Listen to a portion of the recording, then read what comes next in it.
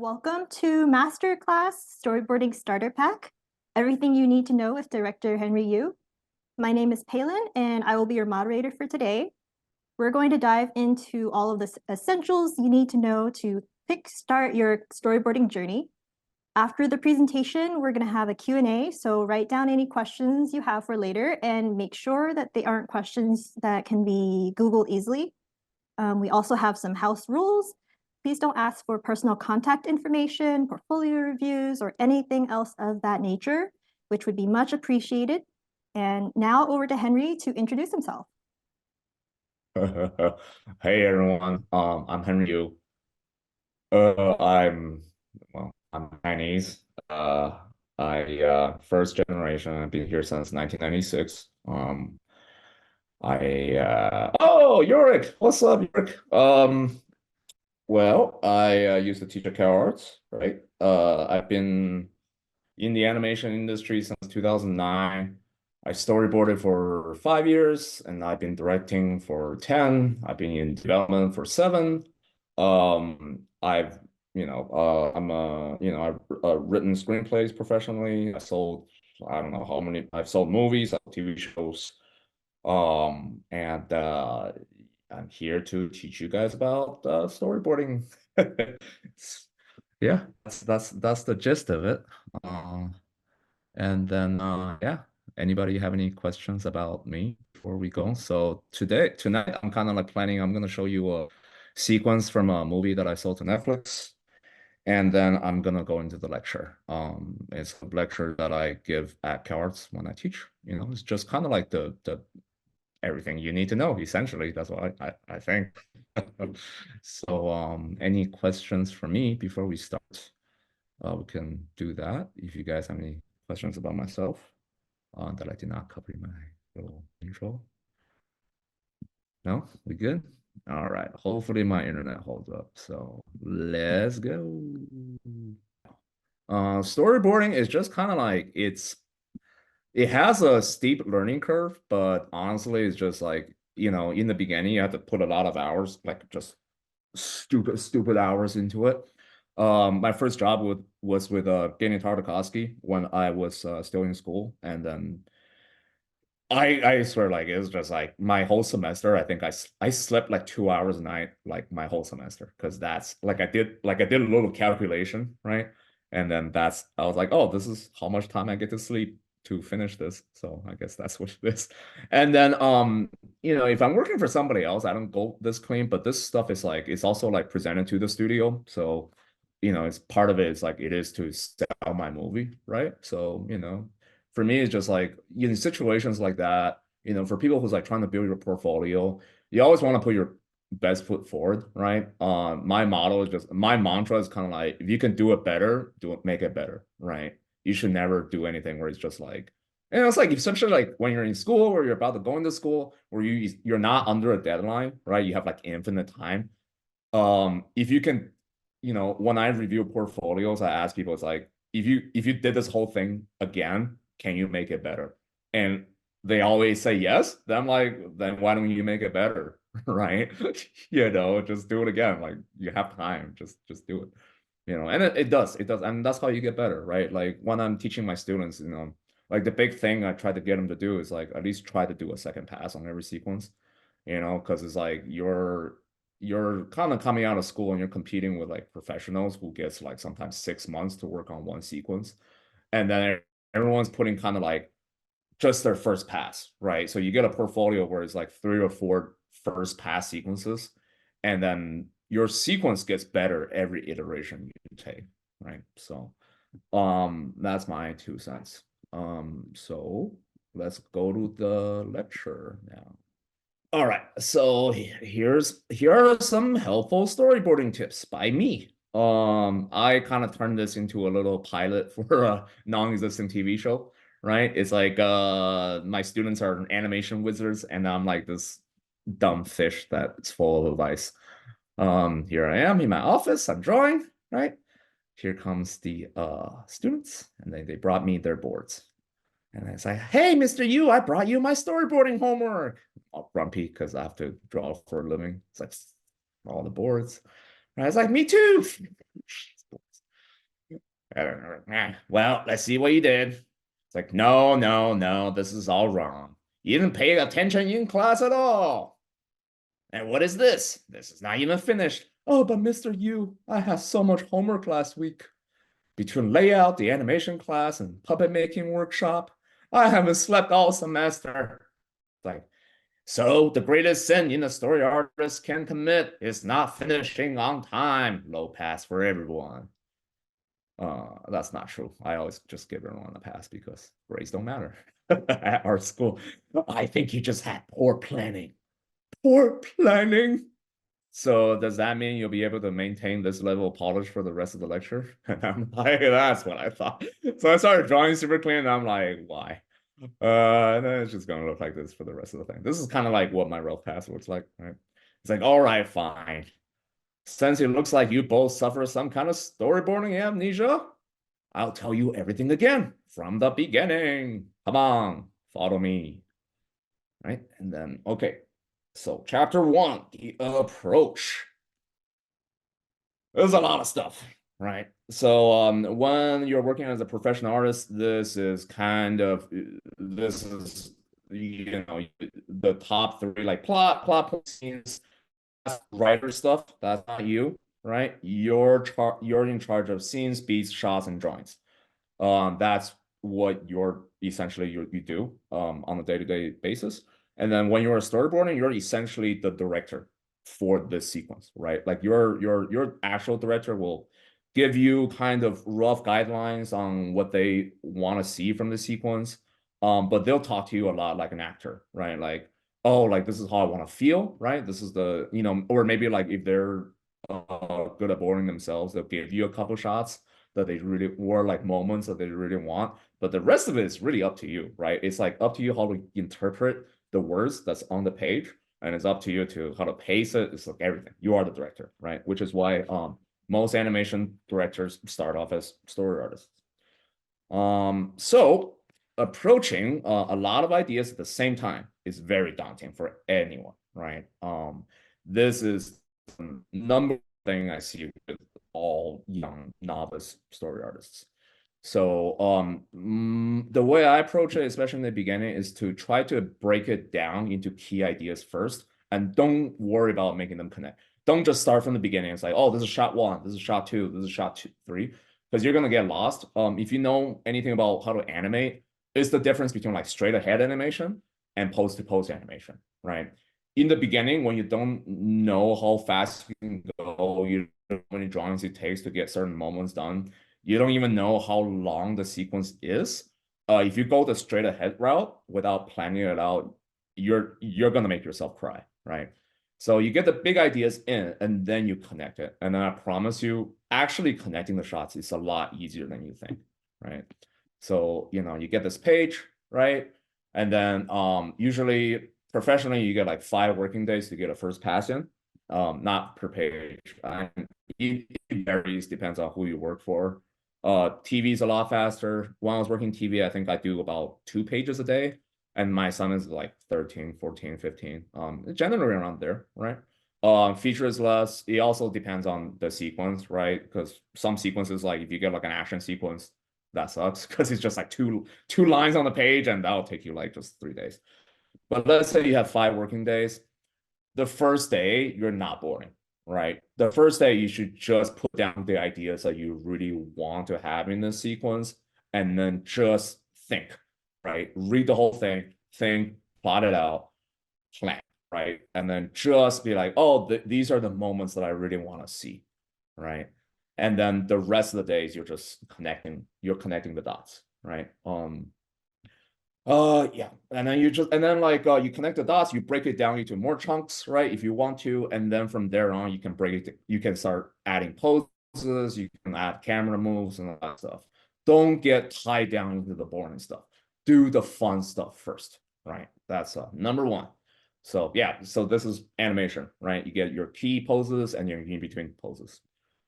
So this is literally every freaking novice storyboard artist I see. I've seen this at Pixar while I was interning there, right? I've seen this with students. I've seen this. This is the thing.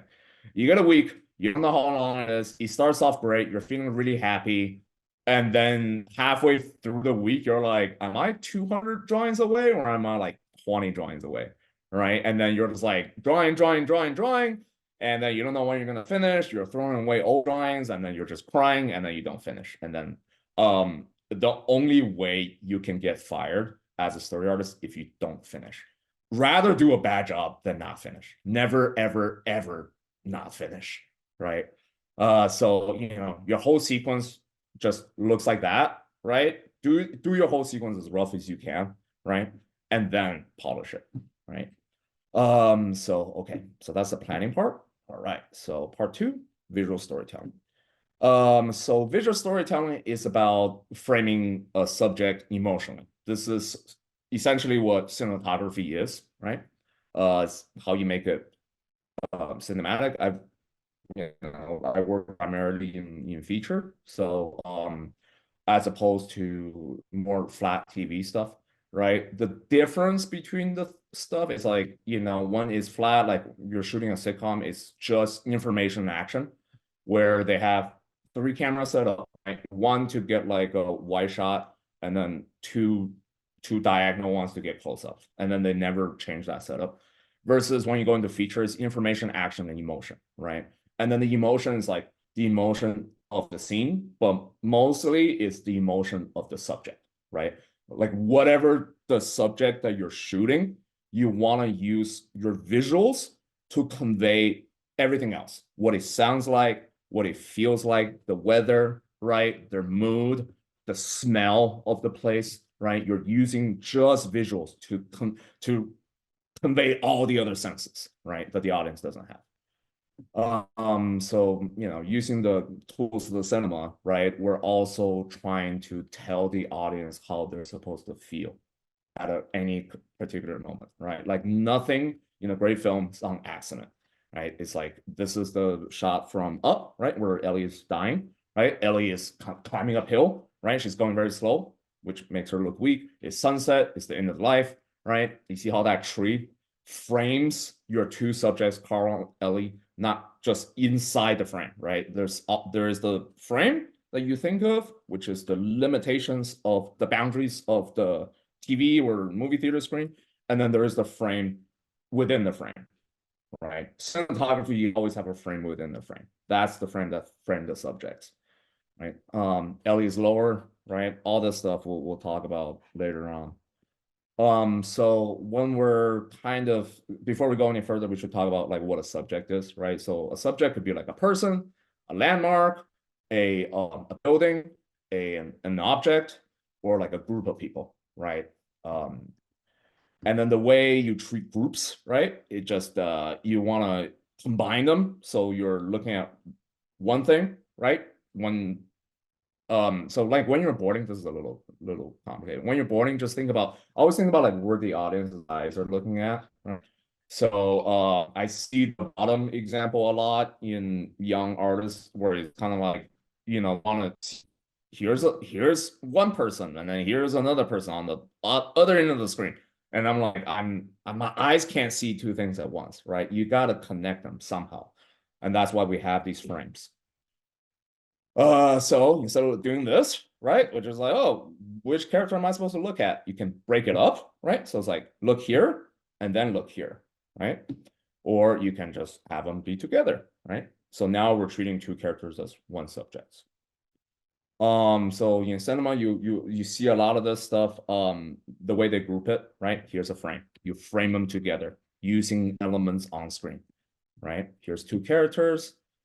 They're framed by the vegetation around them, right? See, it's like branch, branch. Their heads are in the middle. You can also block the characters. So blocking is posing, right? You pose the characters, so that connects them visually. This is a movie called this is To Kill a Hummingbird. So like when you're first getting started in storyboarding, I think when you're doing like screen grabs, right? Like I recommend everybody just take a movie and then just draw every shot. The older movies they had like a very stylistic look, and then they never moved their cameras really. right? So everything kind of looks like a Norman Rockwell painting, and it's a good way to study, right? So in this case, there are 3 characters on screen. So you're probably gonna see this boy first because his head is the highest, right? And then you follow his nose and his forearm and the railing to the second boy, and the second boy, right? Like he's on this thing on purpose because then his knees leads back to the girl, right? Who now leads back to the boy. So now you're creating kind of this visual circle around these 3 characters. So the 3 characters can be like talking, moving, whatever it is, right? You're never gonna lose track. You're never gonna be like, oh, I can't see this other character because they're like way the hell over here, right? Here's another one, right? I think this stuff is really cool, right? Like these are like really creative ways to use your set and your posing to make a frame, right? There's a lot of kind of framing devices that people use. I like circles, triangles, rectangles, and arrows, right? You can create these just with right, like so, just like here's a rectangle, right? And then you can use perspective lines to create arrows, right? Light and shadow, right? You can also use light and shadow to frame characters. Miyazaki is really great to stuff from. Miyazaki is like map layout, like all his shots are like really beautiful and perfect, right? So from this shot, so here is he used the foreground to frame these 2 characters together with the books, right? And then the books have perspective lines that all points to the characters you're supposed to look at, right? And then here's how he separates and connects the 2 subjects. So you have the dad and then the 2 girls, right? And then treating them, even though there's 3 characters, he's treating them as 2 groups, right? So he's framing them separately, dad in the door, the girls with the ropes, right?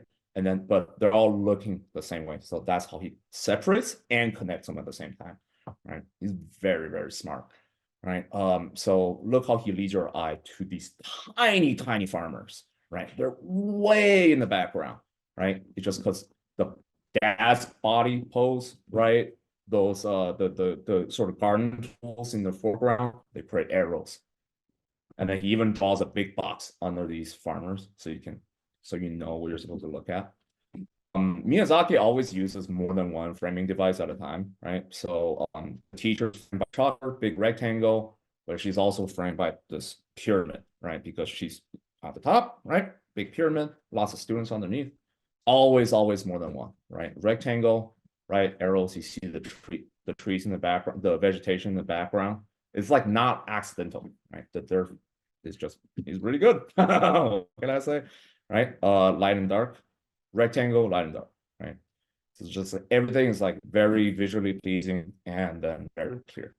I like this shot from Cowboy Bebop a lot just because the director worked the composition into the story. So you see all these like sort of like arrows, right? The wing of the bird pointing at the guy with the suitcase.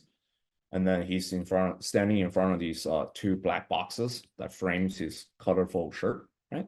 Now he's looking at a tank. I'm sure you guys all seen this episode. But even in close-ups, right? It's just like always framing, right? We're just like, oh, fish, coral, frame the dude, right? We go to Spike, posing, using the finger, right? As a frame, vegetation, fish. And then he looks up, they stand up in this thing, and then now you get this like really cool, like H-shaped frame. Right, I just like that's really neat because it's part of the story. It's fun. If you've seen the show, it's like a really fun moment between the 2.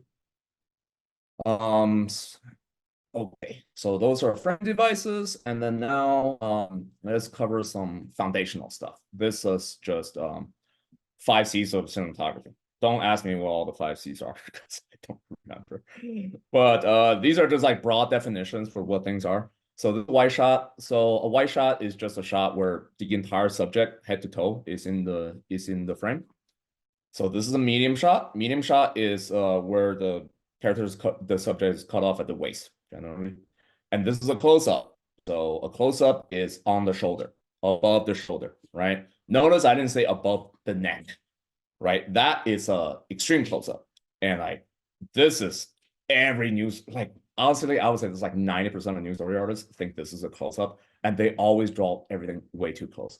When you're this close, you're no longer looking at the head, you're looking at the facial features, right? This is now about an eye, about a nose, about a mouth, right? So this is a tip I got from Brad Bird when I was at Pixar, right? So he just kind of like, imagine you're seeing everything on the big screen in theater, and right, like this is what they're gonna see when you do an extreme close-up. It's like you can see the inside of this character's mouth because it's so massive, right? What he likes to do, he like just be like, just draw like 3 little ticks at the bottom of your board and just be like, just imagine that's how big the audience is going to be, right? When they're sitting in the theater. So just like pull it back, like always just pull it back, like above the shoulders. That's plenty. Right. So yeah, like that's a close-up, right? This is like as close you're ever gonna need, right? Any closer is just like, oh, it's about like something on their face, you know.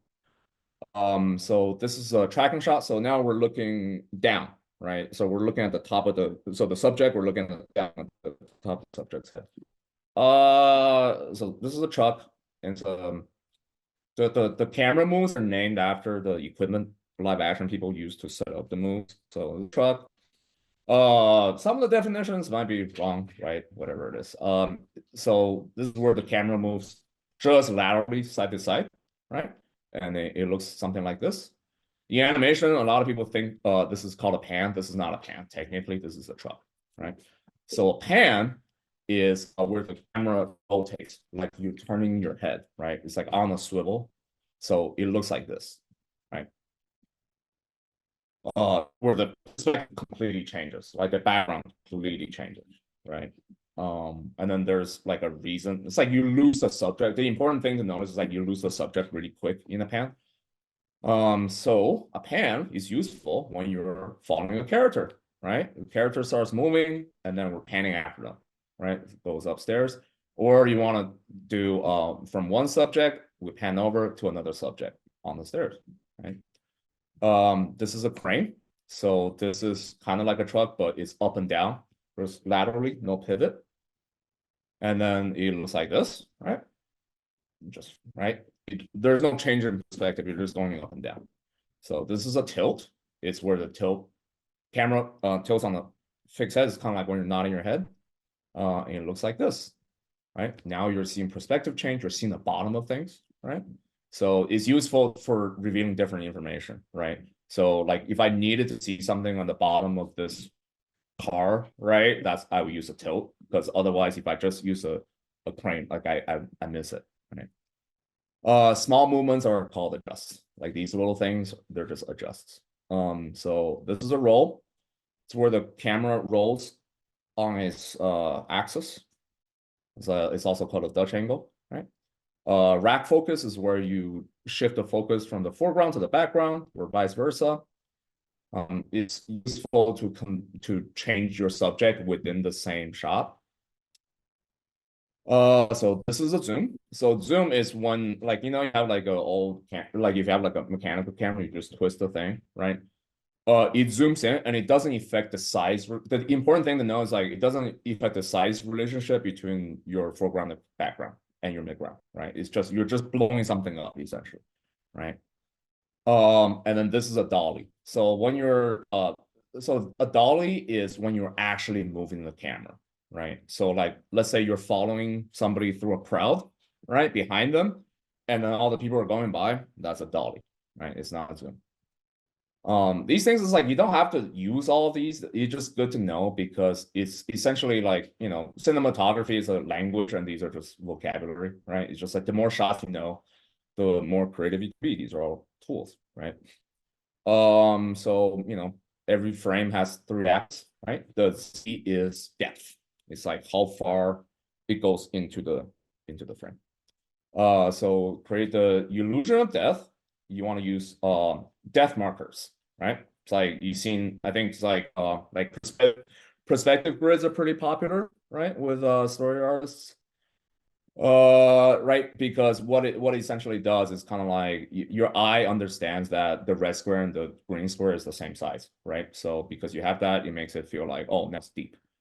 But I think it's ugly just for me, because I feel like for me it's like storyboarding is just about being immersive, And then when I'm trying to sell a movie to like my executives, right? Like I want to make them feel like they're in the movie, like they're watching the final product as much as I can, right? And then it's also not, I feel like it's also like not fully utilizing all the visual tools that we talked about on frame if you just go to a grid, because a grid is not a natural thing, right? So I see a lot of this in portfolios. It's like I'm like, holy crap, there's a lot of grids. It looked like they're in like a jail cell, right? Or like some cyberpunk world, you know. So unless it's that, there are other ways you can do it, right? So it's it's like you can use foliage. So your eye does the same thing. Grass, grass, grass. They're the same size, or like road. Miyazaki does this. Everybody does this a lot. It just zigzags. Zigzags is like you just draw a zigzag on the ground. There you go. It's depth. Or you can have a background character. You can have things that are kind of flat that creates perspective lines. You have clouds, right? Stars, or any combination you can, right? You don't have to use grids. The grids just like, a lot of people use grids when they're working as a shortcut. That's totally fine because they're on the job.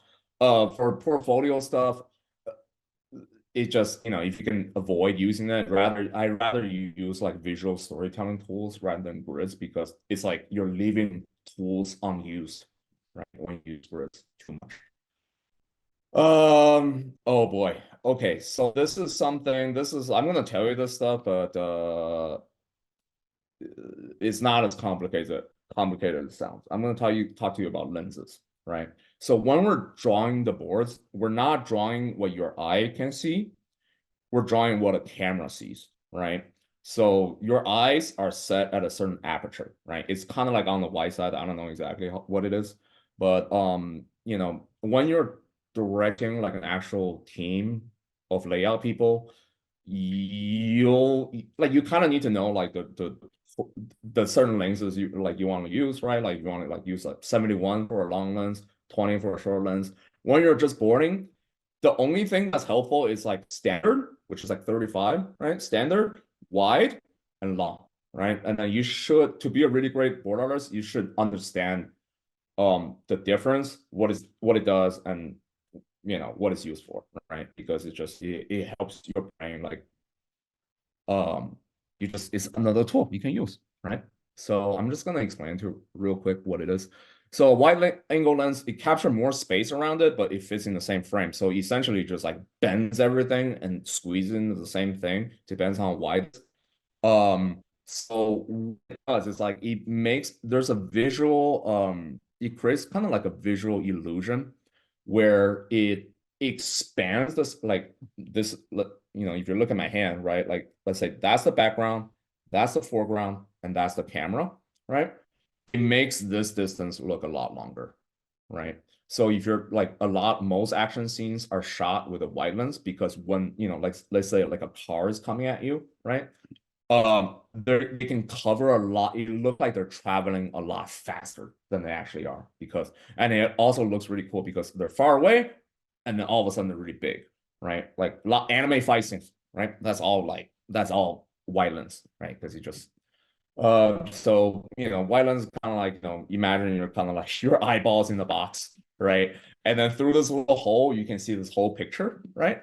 So normally on a standard lens, all you see is the character through the hole. But with a wide lens, it's essentially like I'm taking the whole thing, I'm just folding it into this thing. So on the extra wide, it'll look fisheye, you know. This is something you can play with if you have like a newer phone that has like multiple camera settings, right? If you have like 3 cameras on the thing, that's what they are, right? You have a long, you have a medium, you have a wide. Yeah, action scenes, chase scenes, this is all wide, right? So telephoto lens is like it does the opposite. It's like a narrow space, and what it does, it compresses visually. It compresses the distance between your background, your midground, your foreground, and the space between the camera, right? So this is stuff where like you show a lot of landscape with it, you show a lot of portraits with it. If someone's standing in front of a painting and the painting looks massive, right? Those long lenses, right? So stuff like this, right? Scenery, right? Because if you shoot this with a standard lens, that starship is going to look really far away. But if you shoot it with a long lens, it just makes it flat, right? Graphic. This is a low angle shot. Low angle shot is just like we see a lot of ceiling. High angle shot, we see a lot of ground, right?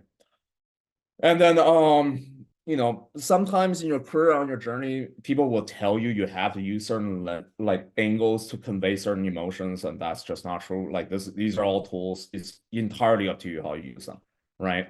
So, you know, you hear a lot of stuff where it's like, oh, you use a low angle shot on the hero because it makes him look heroic. And it's like, well, I can do the same shot but change the context, right? And now this character feels like they're exposed, right? It's just, oh no, right? And then like once you master all these tools, you'll just like different directors have just this is like where your creativity comes in terms of cinematography, right? Like using your framing devices, using your lenses, using everything, but your way, right? Everybody does it differently. So visual language, cinematography is about conveying emotion, right? So a good exercise, I think, in the beginning is just, you know, can you draw a shot that's scary, excited, free, lost, like adjectives, right? These are really good exercises, you know? Right? But when you're becoming like when you become more advanced, like a true filmmaker, you'll find there's like a lot of emotions and feelings that you cannot put into words, right? But a picture is worth 1,000 words, right? Now you can do real cinematography, right? But probably a word in German because they have a lot of cool words. Right? The point is your emotions are your own, right? And then only you know how to express them. That's like what makes you a different kind of filmmaker than anybody else, right? Right, and then you can just do I don't know, anime fan art is also a thing.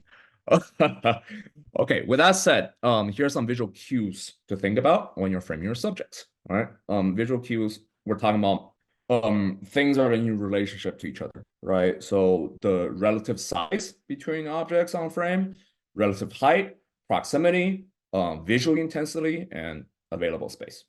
So relative size. You can show the power dynamic of subjects based on how big they are. The bigger they are, the more powerful they are, usually, right? And it doesn't matter how big they actually are, right? It's just about how you frame them. Same thing with oh right. So Hitchcock said this is he says like, you know, size of an object is like the bigger they are, the more important. But I'm like, yeah, maybe not. Maybe sometimes it's like if you combine it with other elements, right? Smaller objects could look more important, right? Like this king right here. But usually insert shots, it is like big, important insert shot, right? Same thing goes for height. Making a subject higher on screen gives you more importance, right? Like this is I drew this, but this is from Hitchcock's Vertigo, right? He built a set, so the guy in charge has like the guy in charge has a little like his office is multi-leveled, sort of like there's a step, so the guy could be visually higher, right? Relative proximity, right? So if you can change the distance between just like on the 2D plane, right? And then that changes your emotionality, right? So right, so these are both valid, right? This big pointy thing, right? The closer they are, it seems like it's more about how sharp the spikes are, right? But if the subject is then I'm thinking like, wow, that's gonna hurt when they fall, because now it's a longer fall to hit the spikes, right? Visual intensity. So when we're talking about just kind of flat 2D visuals, a horizontal, usually the most sort of calm, right? And then the least intense, right? Vertical is like second place, and diagonals are the most intense, right? So one's not necessarily better than the other. I'll get to why. They're just used for different things, right? So we have a stabbing shot, right? It's just a flash shot. We go to a vertical. Oh, we notice there's a bad guy looking at him, right? And then right now we go to vertical, and now we go to a diagonal. That's so right? Least intense, second most intense, right? Um, Available space. So, you know, when you crowd characters, right? You can change the way your audience feels about a shot using kind of like how much space the character has.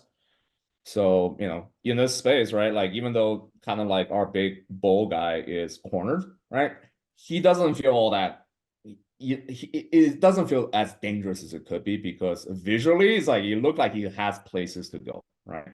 But if I crowd him like that with front ground, it's like, dude, that guy's stuck. He's in a lot of danger here, right?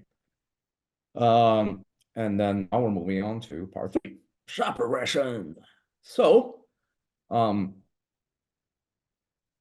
so in my head, when I'm constructing scenes, right, it's a lot like a sort of a cubist art, right? Where cubist art essentially like, he takes a bunch of experiences and makes a collage out of all of them, right? So it goes back to the tempo idea, right? So I'm just like thinking about random stuff. I'm thinking about like, oh, here's a vista. Maybe you could have a character, or like, there's a shot I want in there that makes me feel a certain way, right? Maybe there's like an action, like, oh, I'm just like in my head, I don't know why it came up. It just came up. Here's an action, right? There's like a feeling just falling. I was like, oh, it feels like this. This is what I want it to feel like. The other way I think about it is like, this is the important part. It's like music, right? There's a saying like all art emulates music. Storyboarding is a lot like music. It's not about the drawings themselves. It's about how they're put together, right? And just like music, boarding has rhythm, right? Like your shots has rhythm. It has duration, right? The difference between storyboarding and making a comic book is there's the element of time, right? And contrast. So, I think, like a lot of people, like when they first getting started, especially like they like action a lot, they think like short shots, just fast, fast, fast, fast, fast, right? That's what makes it exciting. You see professional filmmakers do this too. But essentially, like when it's all the same, there's no contrast, so it feels like flat, right? Same thing when it's all long, right? Like you see this, a lot of like indie films, student films, where it's like every shot is kind of just long, right? What you want to do is kind of like find your own way to essentially like compose this visual symphony, right? Long shots, short shots, medium shots, create contrast between your cuts, and that's what makes it exciting and it keeps people engaged. It's just how like human brains work, right? Like like your brain turns like your brain is really good at detecting like differences, like when things change, right? So the more like when you change things, like change the tempo and whatever it is, your brain goes like, oh, right. Same thing goes for visual intensity, right? I see this a lot in younger people where just like everything is like, here's the most dynamic shot I can put in, right? And then they do the same thing. It's like every shot is like, holy crap, it's so dynamic. And there's no contrast, and it becomes flat actually. So it's like that. It's like when everyone's super, nobody will be, right? It's like a line from Incredibles. So I really like architecture. Frank Lloyd Wright does this really great thing with space, where he really knows how to make a space feel big. Because like on his entryways, he'll make the ceiling really low on purpose. So when you actually enter the main house space, it feels really big, right? It's the contrast that gives you the impression, not the actual size. So yeah, you want to put flat ones next to dynamic ones, right? Contrast, really big. So right, you can have a slow shot, very slow shot. These characters like leaping woo across the screen, followed by fast shots, right? Fast run. Run, run, run, and then here's a wide shot. Right, rain, rain, rain, and then now you can go to a close-up. Things change. Your brain turns on, right? Now we have a close-up, some dialogue, run, run, run, run, run. Here's a flash shot. Now we go to a dynamic shot, right? Jump, super epic and cool, right? Whoa, it's like dramatic, right? Dynamic shot, and now we can go back to a flash shot, right? Now the flash shot doesn't feel flat. It feels epic now, right? Because we just saw really big and really dynamic. Now we see really flat and really small. Run, run, run. This guy jumps off, right? He's like, oh, come back.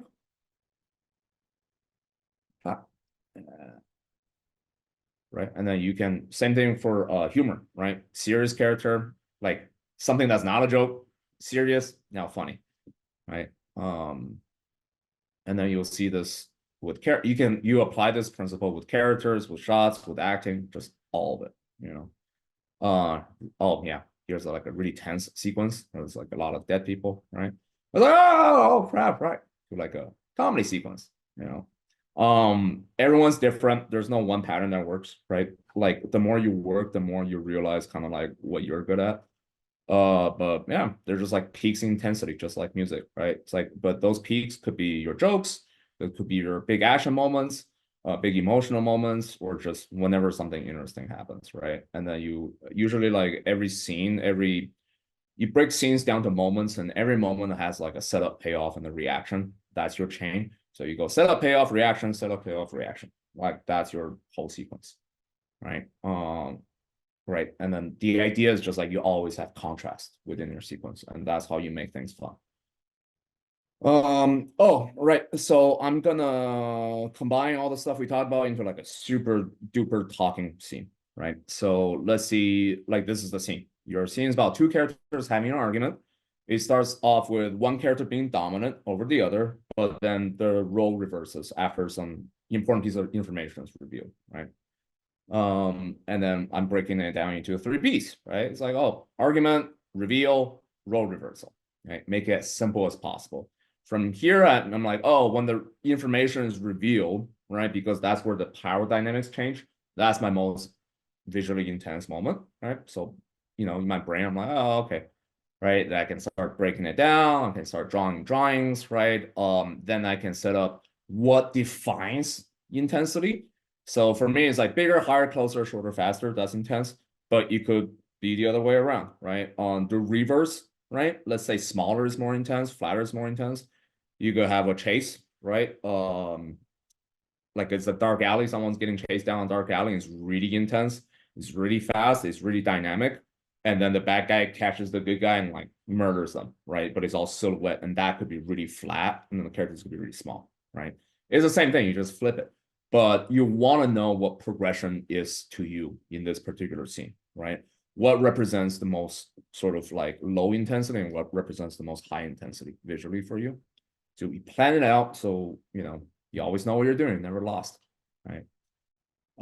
So that's how I do my thumbnails usually, right? So here's the scene. So the two characters arguing, right? I oh, another thing we didn't talk about, symmetry, balance. You can offset things to create kind of like emotions, right? Like disturbance. It's like two people arguing, like, you know, this is like just information. But if I make it kind of like weird, like I put them in a weird space, right? It makes it kind of uncomfortable. That's arguing, right? So use the foreground, frame the characters, right? He's just like yelling at his friend, right? Just standing up. He's like, ah, blah, blah, blah, blah, make him go taller, right? And then he's really big and she's really small, right? He's just like dominating, ah, blah, blah, blah, blah, blah. You're this, you're that, right? And she's just taking it. And now we cut back to him. He has all the space to himself, right? That makes it important. He's getting a single, right? Like a two shot is two characters, single one character, right? He's getting a single, he's got all space, makes him look, right? And now rest, make him even bigger and taking more space away from the character being dominated on frame, right? And then he's yelling, we'll progress. Now we're back on the single. He's bigger and bigger and bigger, right? Until she's just like, hey, I know something you don't know, right?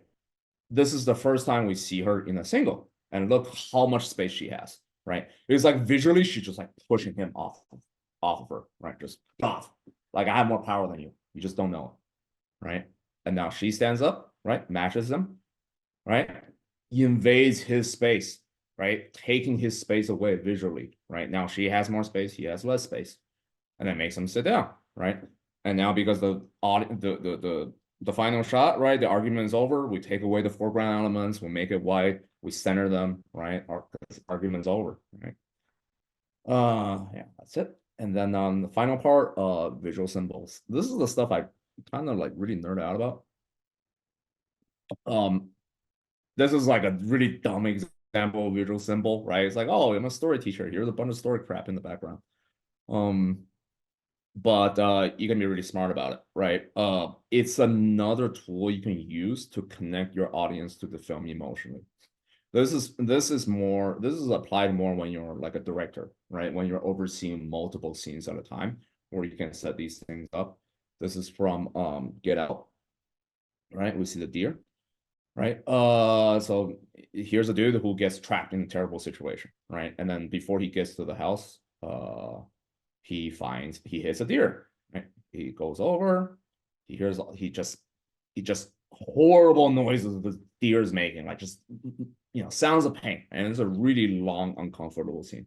And it's the first time you sense something disturbing is about to happen in this film, right? And then we follow the hero down to the injured deer, and then we get this shot on him. There's a single, he's looking down, right? Cut to the deer, right? Escalating, the deer's bigger, and now we end on this. This is an extreme close-up. We're seeing his eyes, not his face, not just his eyes, right?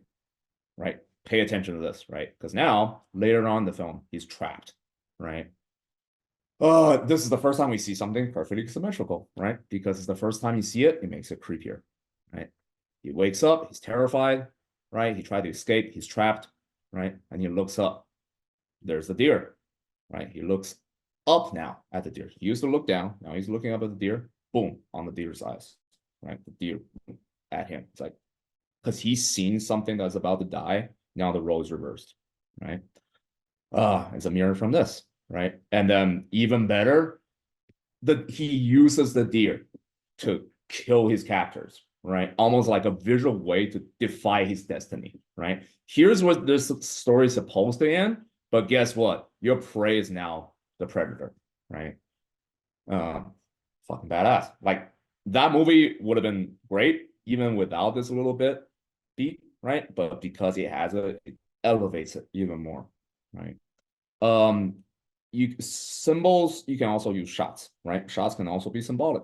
This is from Toy Story 4. So this is when Woody has to make a choice between going with his friend, right? Or staying at the house with Andy. And then the choice is represented, like he hears the Andy calling for him, right? We see Bo Peep. He's like, what are you gonna do? Right? You have to make a choice, Woody. Me or him. And then looks down at his hands. And that's the shot that the director used to symbolize Woody's choice. Right? And he lets go of the box, right? He goes to his face, and then he's like, I'm sorry, I can't choose you. And we go through this whole movie, and now he gets a second chance to make the same choice, right? Hops over the edge, boom, same shot, but now it's on the other side, right? It's almost like visual bookends, beginning, end, right? It's a whole scene, same scene, but now he's facing the opposite direction, right? Looks at his hands, he knows now it's the same choice, right? He leaves Bo Peep again, right? Same moment. Like it's like shot by shot, the same shot. He's just flipped, right? Same thing. And now he walks away. See how low he is. See how high Bo Peep is, right? Another look back, milking the moment. So sad, right? Escalation. He's bigger. She's smaller. She's still high, right? He's walking away. His head's low, right? And then he's just like, dude, what do you go after her, right? Buzz being a good friend. And then they boom, finally unite, right? Right. He went through this journey just to make the right choice. I love this from Up, right? Whole movie with two chairs, right? It's in montages you see this a lot, but a lot of filmmakers use the same shot to track progress emotionally, right? Carl and Ellie at the beginning of the story, Carl and Ellie when Ellie dies, Carl and Ellie at his like freaking lowest, right? And then now he's like Carl and Ellie, right? Like look at the lighting between this and this, right? This is the part where he's reading the story, and now he's like, now go have another adventure, right? He realizes that he has to move on. And this is the last time we see the chair, because it goes by so quick and you'll miss it if you don't see it. But this is like the moment where Carl throws out his literal baggage out of the house. So the house could be light enough so he can save his friend Russell so he can start a new life, right? And then visual, that's the end of my presentation. So I hope that was okay for you guys. I'm sorry about all the delay. Yeah, that was awesome. Thank you so much, Henry. Alrighty. Cool. You guys got any questions for me? Yeah, let's move on to Q&A. Everyone, if you've got questions, you can drop them in the chat or you can unmute yourself and ask directly. Um, Yeah, yeah, whatever you guys want. I'm down. Hey, Henry. Can you hear me? Yeah. Yeah, I had a quick, first of all, thank you so much for the presentation. It was amazing. I had a quick question about drawing for a feature. Do you have any advice for there's a big difference between TV boards versus feature boards. Do you have any advice to tailor your boards for that? Yeah, like I think, well, I mean, series boards, they tend to be like comedy driven, so they're usually there's less emphasis on cinema, right? It's more they're flatter. Just the shots wise. In TV they call the cinematic shots like specials, right? Versus like your normal talking heads, they're like setups. Yeah, if you want to do feature boards, just board more cinematically, right? Like you just like your major shots should convey emotion, right? In TV, it's more sometimes it depends on the show, sometimes more about your writing skills, right? As well. Because sometimes it's like the story artists are also the writers. Uh, yeah, and then as far as drawing wise, I mean, it's just the style of the show, right? So if your drawing matches the style of the show, that's considered better. Feature, you want to draw a model, right? So feature, the models are more volumetric usually because I have to work in the CG space. Getting good at drawing in general is just, draw a lot of model sheets. Like it's all boring stuff, to be honest. Like if you want to draw like get good at drawing for feature, right? Just find some model sheets that's from like features and just draw them, right? Like at Pixar, they do this thing where you have to draw like 100 Woodies in a week, you know. Start copying the model sheets, and then when you're ready, like move on to putting the different poses, putting them in different scenarios. Um, I would say like it's fun to do your own characters for your own art, right? But when you're doing your own designs, your designs are really limited by your current draftsmanship ability, right? And then you'll find that it's like it's more challenging to draw something like milk call, right? Like when I was in school, like everyone just had to draw milk calls model sheets because they're really, really hard to draw. It's not like you're gonna have to draw these characters, but it makes your draftsmanship better. And then same thing with cinematography, like you just take a movie that you like and just draw every shot that you see. And then it's just vocabulary, right? Like you don't have to think about it, you just do it, and then you just learn by muscle memory. Awesome. Thank you so much. so we've got a question from Brahm. What's your opinion on using colors other than black and white in storyboards? It's really up to you. I mean, it depends on I don't recommend doing that all color, right? When there's no point to it. Because it's just like really labor intensive, right? And then it's like it doesn't really make a difference when no one else is looking at it. Only time I use color, like full color, is like I had a couple of projects where it's a character going from the human world to like a magical world, right? And I'm boarding the scene that transitions between the two. So, the human world, I'll put it black and white, and then we'll go the magic world is like all full color, right? Just to sell the idea that it's really different, right? But other than that, not really. Um, I'll put in color if I feel like it. Just sometimes it's like it's more clear. Like when I'm drawing the sushi stuff, right? When I make it orange, you see it better, like you know what it is faster, right? Like the read is faster than if I don't. So yeah, so like clarity, right? Like you can either you get a faster read or it's relevant to what you're trying to accomplish in the scene. From Kitty, she wants to know, is there any disadvantage in filmmaking if we only do beat boards and storyboards? Mm, For example, what would she be says that She cannot Why write would there be a? script. Oh, oh, okay. Yeah, if it's bored, you're fine. Most features are not written by the director, so they usually have a writer. Yeah. Some directors like to write and some don't. So, but I would say like as an director, it's really helpful, right? Or just even a story, like anybody, if you're like in film, it's helpful to at least like know the gist of your story structures, like all the basic stuff, you know.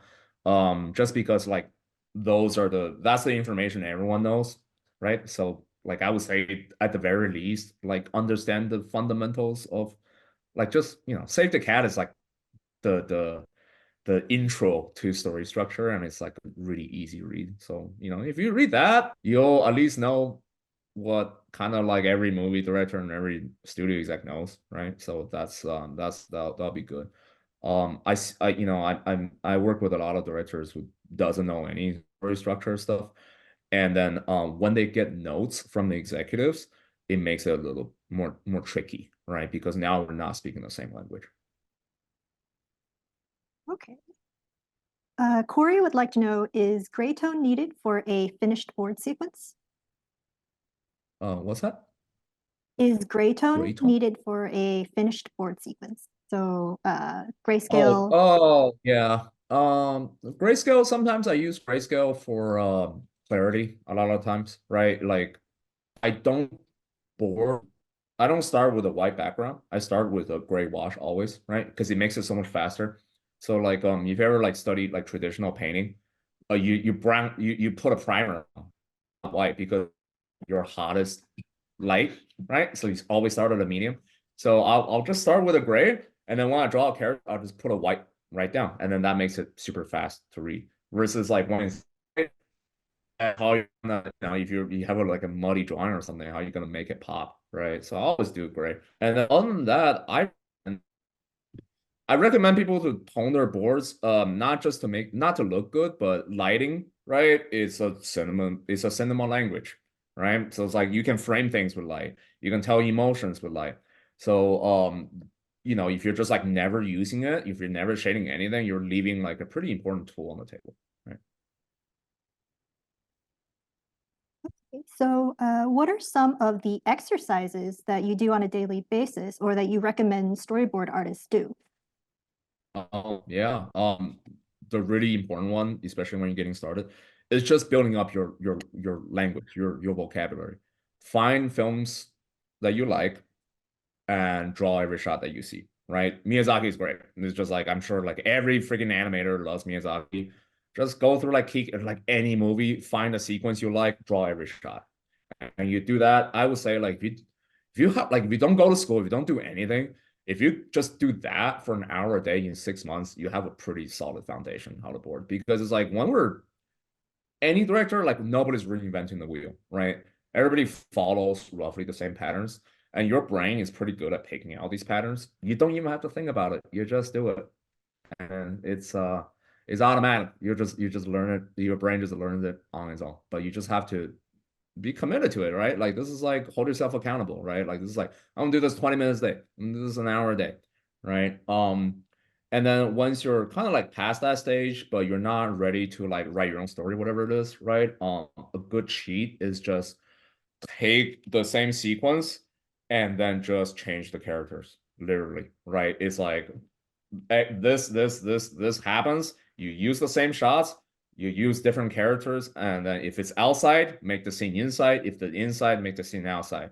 If the characters are humans, make them animals. If the characters are animals, make them lizards or dragons or whatever it is, right? Because that way you can apply what you just copied into something that is kind of like training wheels, storyboarding wise, right? And just another tool to help you learn.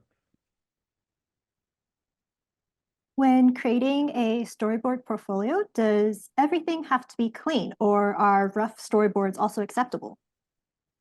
Clean.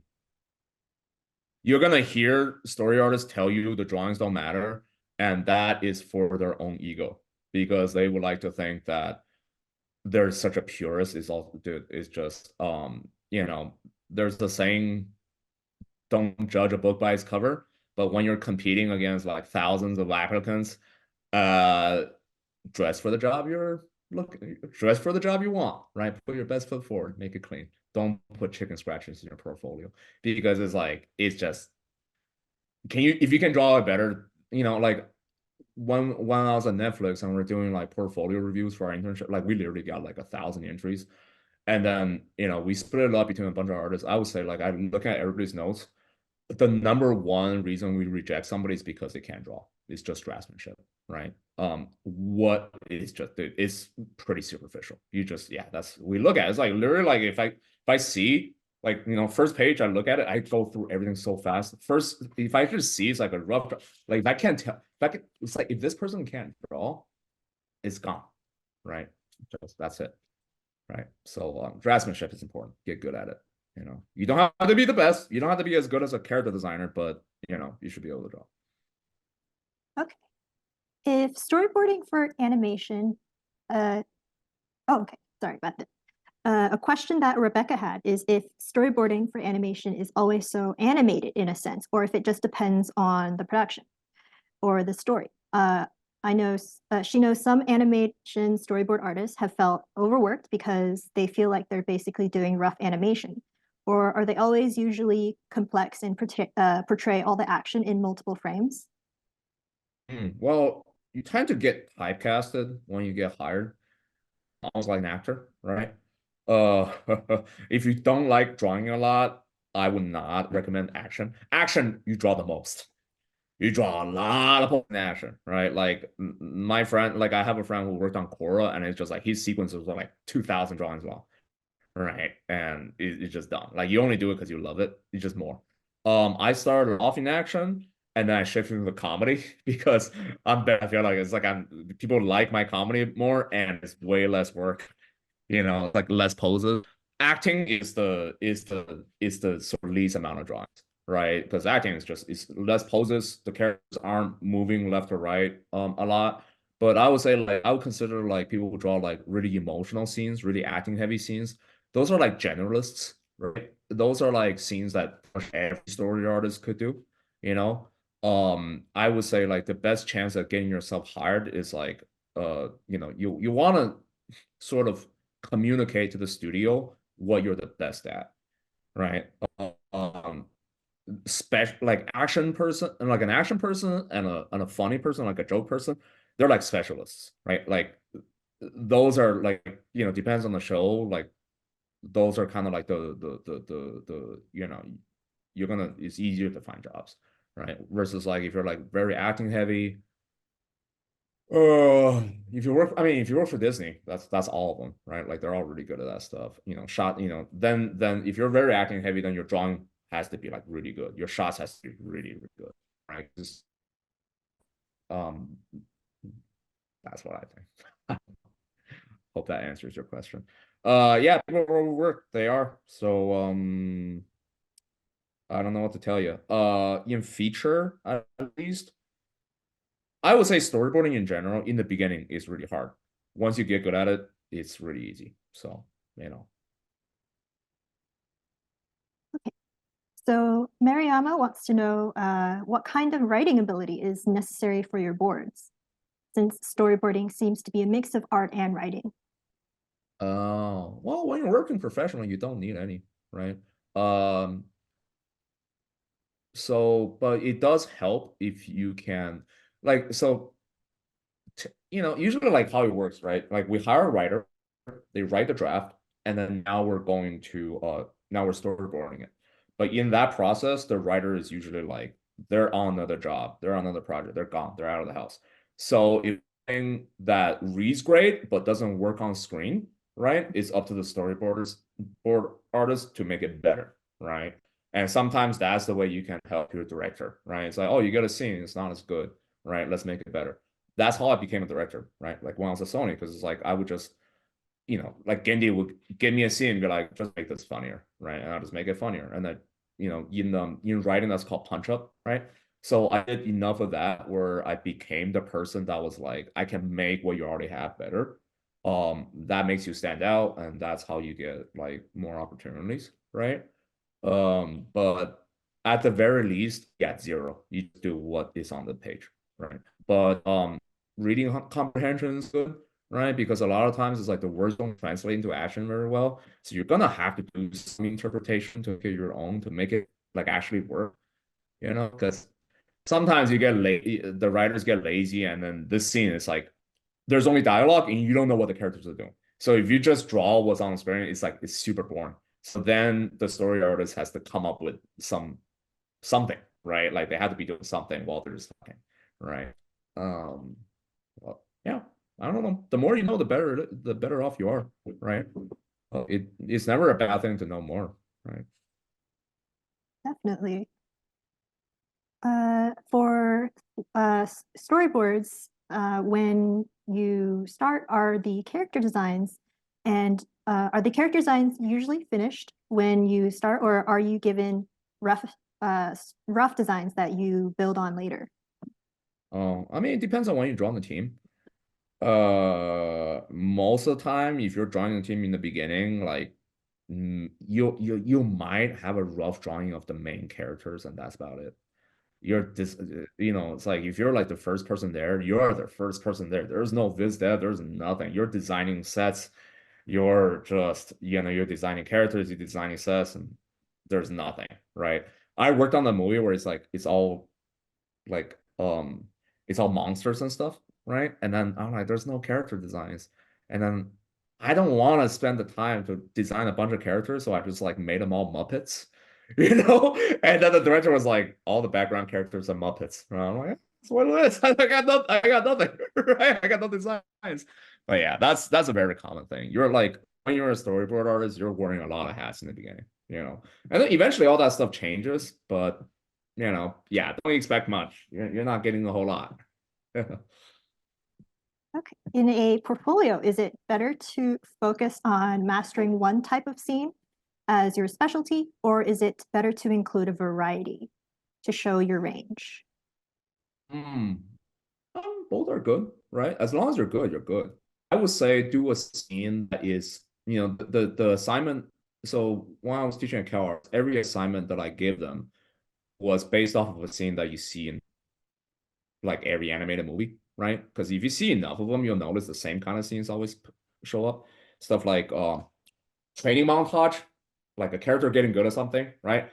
Because it's like you have reference points now.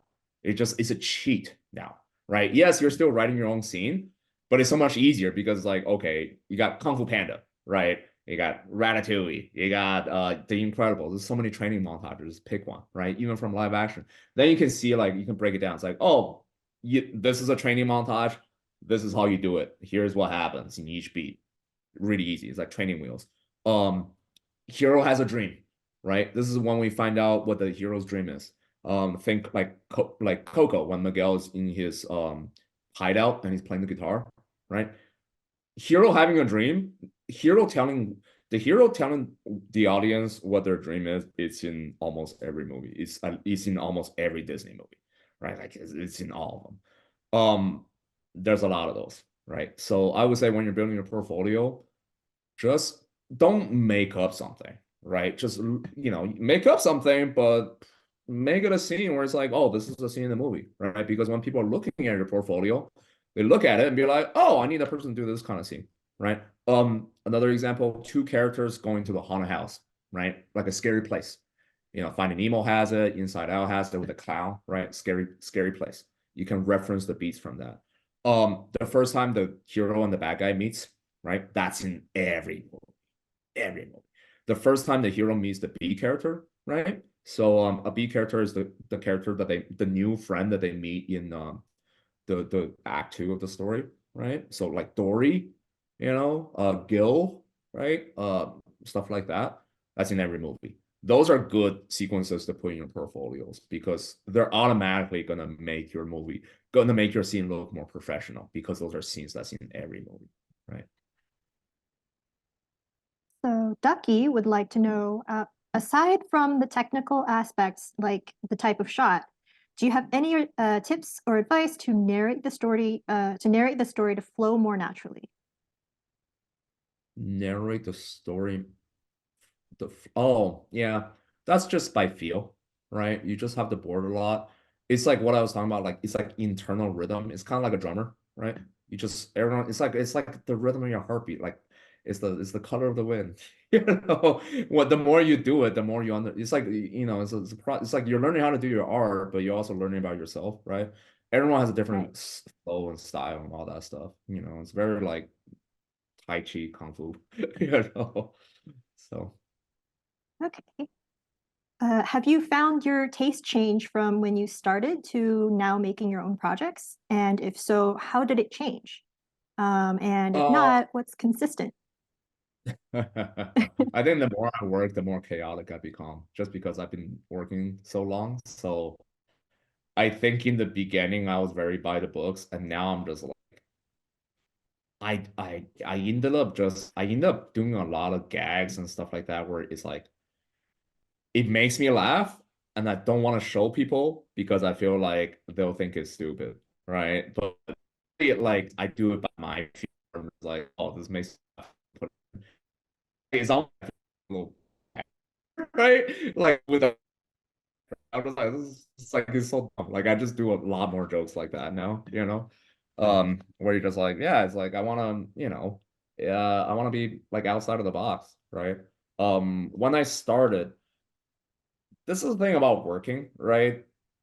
This is on a separate topic. Like, when I started, like I definitely drew and thought a different way, but my art is shaped by the people that I work with, right? Um, like I work with the longest, and I draw like him now. I like tell jokes like him sometimes. It just happens. But what's really important, this is something I tell all my students, is kind of like, you always, it's like when you, Malcolm, um, when you're starting your career, right? You're an artist. You're not a professional yet. Hey, come on, daddy's talking. You're, come on, hey, you're just one thing. You're just an artist, right? But when you become a professional, you're no longer just one thing. Now you're two things, right? You have a separate path. You have your professional path and you have your artistic path, right? And then the really important thing is just like always do your own art even while you're working, right? So you keep your own voice alive and then you keep developing your own voice. So one day, right, when you're at a level where people trust you, this gets to happen, right? Where you get to become one thing again. And that's when you become a filmmaker, right? Where you're doing your own thing, but professionally. The thing I see a lot of people do is like they don't understand the difference. So what they do is like they're an artist, and then when they become a professional, they just work at like a studio for a long time, like Disney or whatever it is. They don't have their own thing going on.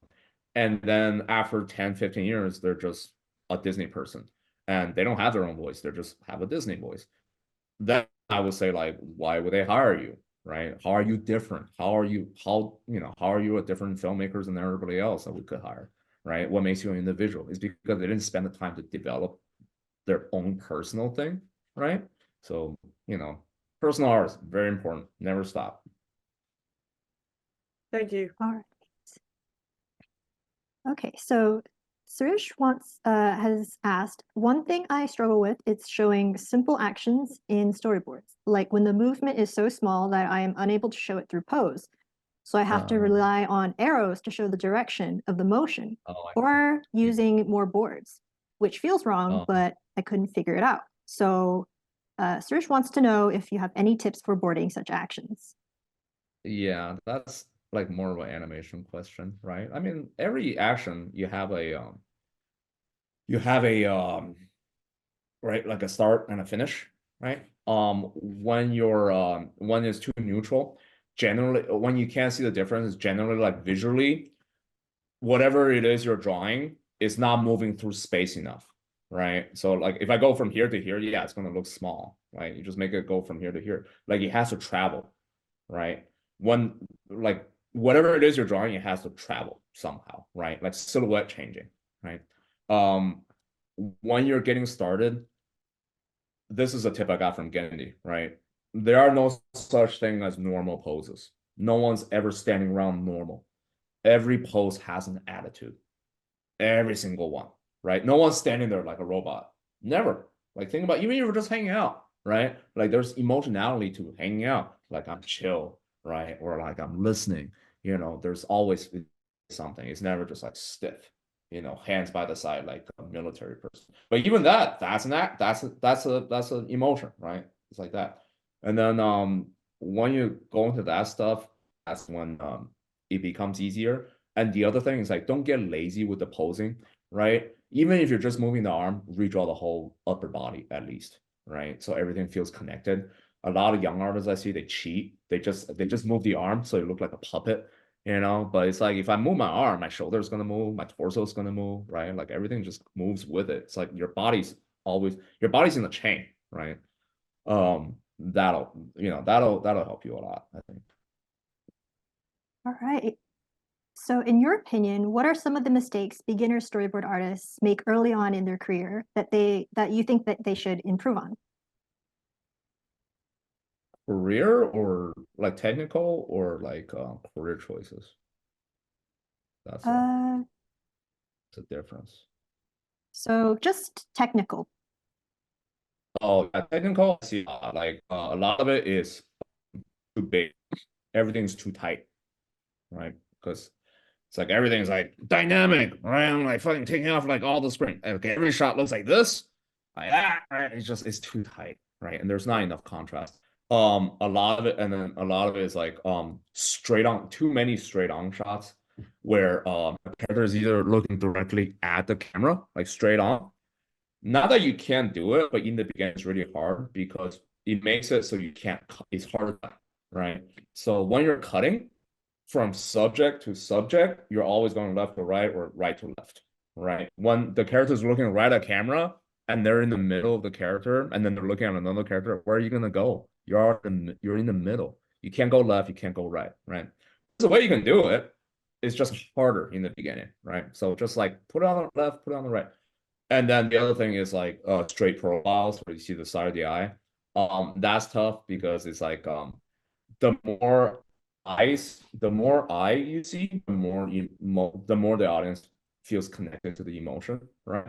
So I was saying in the beginning, just like don't do close-ups, don't do straight on shots, and then try to do like at least 3/4, like you know 3/4 face, right? Like so 1.5, right? It's just like how much eye you see in the frame, right? So 1.5 is good, you know, just 1.5. It's like all sitcoms. Sitcoms are shot like plays, right? Where they have all the characters kind of cheated, so their body's facing towards the audience, right? When you're like this, like you feel nothing. You have no idea what I'm thinking, right? But if I'm here, it's better, right? Stuff like that. But mostly it's like too dynamic, too tight, too much right at camera. You know, those are the obvious ones, and the not breaking up subjects, right, left, right, left, right.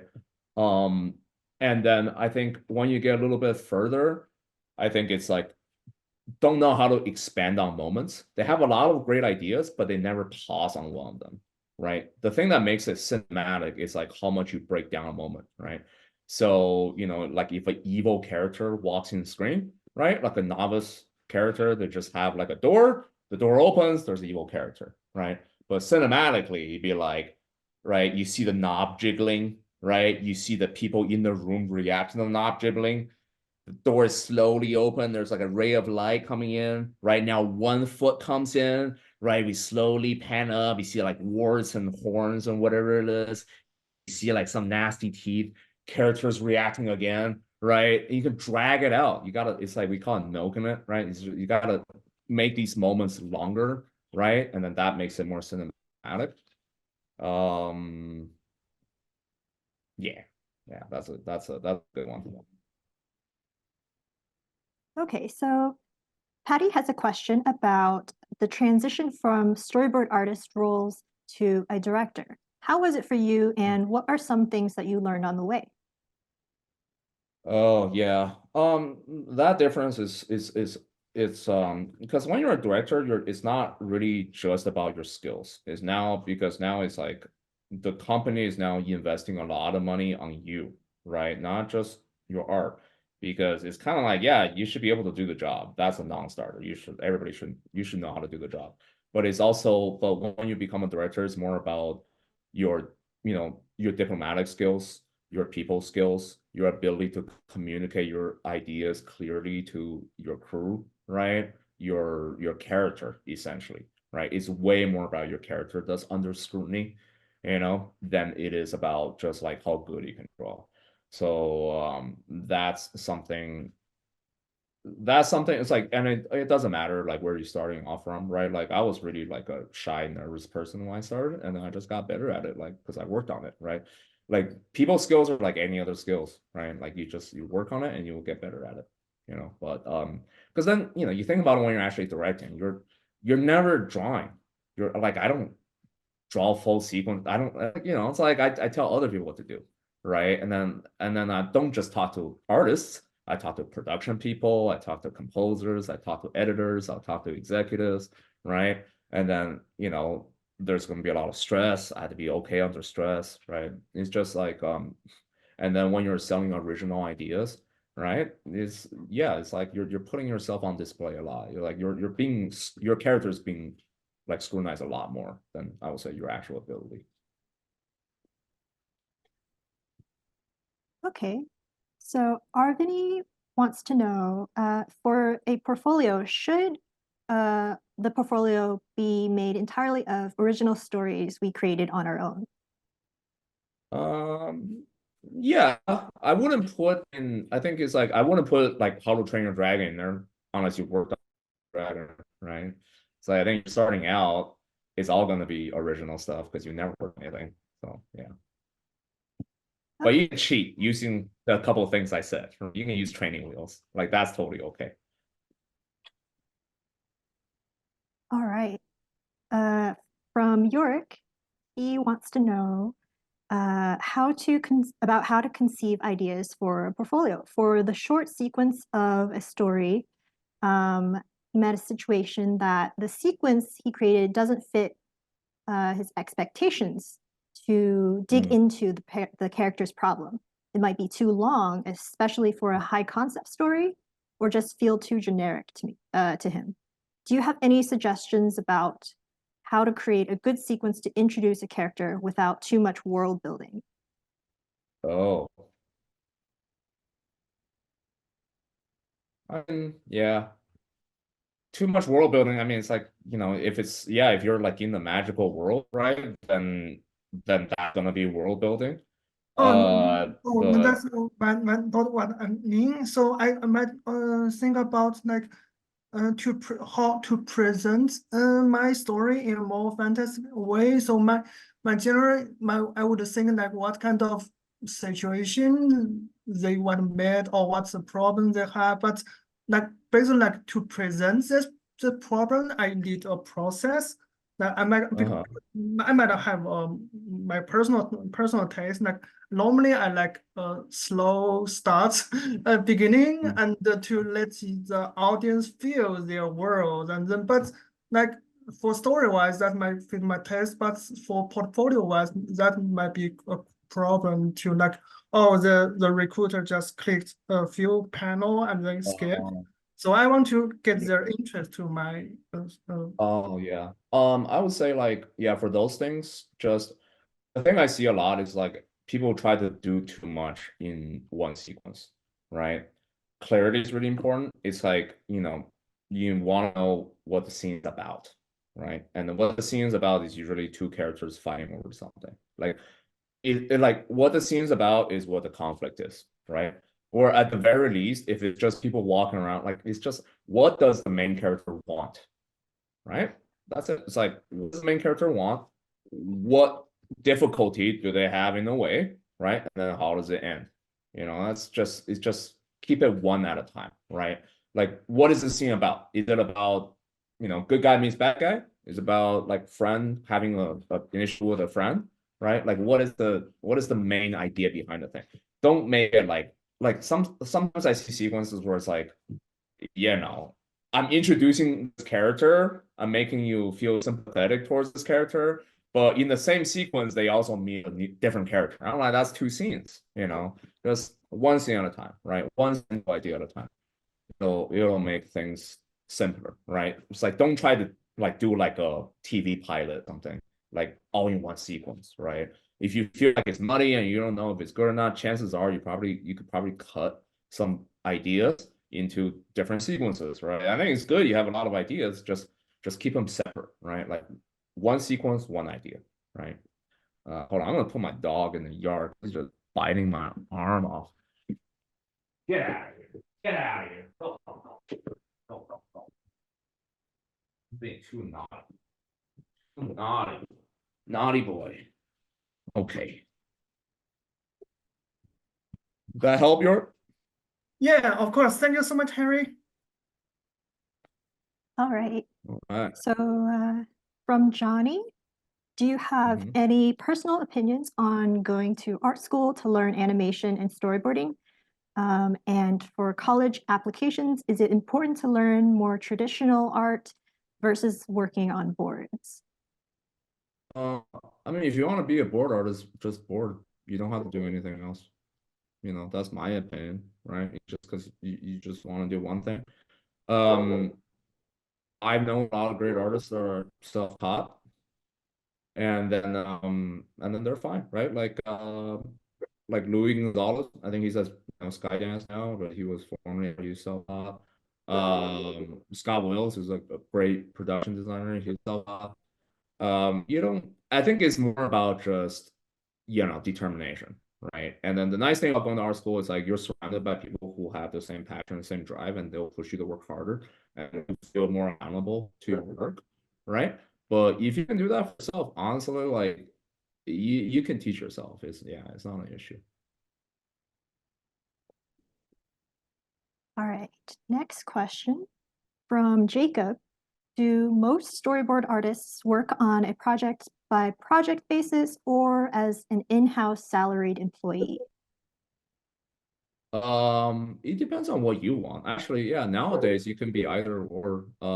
Most of the time it's like, you can freelance or you can have a lot of people they do is like they have an in-house job and then they'll freelance whenever they feel like it, So yeah, it's up to you. Okay, next is Gabriel. How important is sound in a storyboard scene? Sound? You don't need it, but it helps if you pitch good. You don't need an animatic for sure, but if you can pitch well, it definitely helps. I make a lot of sounds even when I draw, just because you put my, like I'll make the faces that my characters are making when I draw. I'll like if I'm drawing lasers, I'll pretend it helps me figure out what it feels to be in that moment, and then that gets translated into the drawings, and then that also helped me pitch it, right? And then I'll pitch it to myself as I'm going through it, just to feel the pace out, just to feel the rhythm, right? Kind of related to the previous question, are animatics preferred in a portfolio or are just regular boards usually the preference? You don't need to cut an animatic. You really don't. Yeah, just good drawings. I mean, good boards are good boards, right? Clicking is pretty fast, right? People like, it's like recruiters, artists, whoever's that's hiring you, they go through it really fast. They're not gonna read your story. They're just going through it once. If something catches their eye, then they'll restart and then actually see what happens, right? So just it's all, but the most important thing is like best foot forward always, right? Like one or two really good sequences will get you hired, and a lot better than like five like bad ones, right? Five, like just make one that's like make one or two that's really great, All right, I think we have gotten through all of the questions. Fantastic. Yeah. My dog is going nuts. Oh, wait. There's one last question. I said that too early. If the production schedule is really tight, how do you manage your time in order to make your deadline? And what process are you going to invest most of your time on? Oh, that's interesting. By the time the production schedule gets tight on a feature, you're actually not drawing so much because then you're just doing notes, right? You're not restarting a whole sequence from scratch. You're just hitting notes. And you know, like we'd be on call, like we'd be in the office, and then the director would just call us in to editorial and then be like, yeah, this add like 3, 4, 5 drawings, change this little thing. We go, we draw it, we shoot it back to editorial, they cut it in, and we'll just do that as long as it takes, right? That's when it gets tight. Most of the time when you're doing the most amount of drawing, you have a lot of time, you know. Yeah. I mean, there's rare cases where you have to work really hard. And then that's, yeah, then you just work hard. And hopefully you're not on a production where it's like, if it's a production that's like well managed, it's not, you're not, you know, you're not gonna get overworked. Feature is like workload wise, feature is pretty light, you know, I would say. Because it's like in the beginning, you're doing all the sequences, right? If you're one of the key guys, you're like doing the whole sequence by yourself. And then kind of for a while, as they're cutting animatic, you're just like revisionist. You're just doing notes, right? Because like, I mean, there's only like, what, like 30, 40 sequences in the movie, right? You do them all, and then you're just doing notes, and then you have a screening, you get notes, and then you do notes, right? And then maybe like on the second round of notes, you know, when you do notes, maybe then there'll be new sequences where you change stuff around, right? But yeah, it's just it's pretty chill. Nice. All right, so I think we've got one last question. How compatible is there's a second question after that. Okay. So how compatible is storyboarding with remote work? It's great. Yeah, you totally do it totally remote. I have a like one of the guys that I work with, like Mike Smukovich, he's in Canada. He's like, you know, like he I never see him. No one ever see him. And he has like a bunch of annies, you know, it's fine. Just have a better internet connection than I do. So that's about it. Yeah, super you can totally do it, you know. Nice. Okay. So from Danny, how many drawings should be in a sequence generally? Is there an average? As long as it takes. I mean, depends on the sequence. Action sequence is a lot more. I would say, but I mean, I would say as you're starting off, right? First step is to get good, and second step is to get fast, right? Because then you got to be able to, you know, let's say, you know, oh, you did 200 drawings, that's like really great, right? But it took you like a month, it's too slow, right? You have to. I would say you should be able to knock out like 200 drawings a week at the very, very minimum, right? I would say like a fast story artist, you know, like 100 boards a day, right? Like pretty rough. Like 40, 45 clean every day. That's, you know, like shaded and everything. I would say that's like what I would say somebody that's kind of fast. Average, everybody's different, you know, it just depends on what kind of sequences you're working on, you know. But I would say like on average, you know, I would say like 300 to 400 is about a scene, you know, like your average scene 300 to 400. Action scene could be like 1,000 to 2,000. You know, yeah, like, you know, the scene I showed you guys was about 540, 550, something like that, you know. All right. Thank Faster you you so are, the much. better you know, so get fast. Yeah, and that's it. So thank you everyone for coming. You know, I hope you guys enjoyed it, and then I wish you guys all the best. So good luck. Have Yeah. fun. Yeah, Thank you so most much, important. Henry. That's the most important part of this job. You got into art to have fun, so never forget to have fun. If it's not fun, make it fun. Right? That's my last piece of advice. Yeah, because it's like the more fun you have, the more fun your audience will have, right? Like no one's paying you to do math, right? Have fun. Okay, bye everybody. Thank you so much, Henry, for your incredible masterclass on storyboarding. We really appreciate you sharing your knowledge and your experience with us. And thank you so much, everyone, for coming. We hope you enjoy more of the sessions for AIA Career Summit. And you can sign up online on our website. And we've got a Discord as well if you want to join our community. We've got so many different things going on for the rest of this month. So I'm excited for you guys to experience them all. And yeah, thank you everyone for coming. It's really cool. Thank you for Palin. All right. Bye now. Good night. Bye, everyone. Thank you.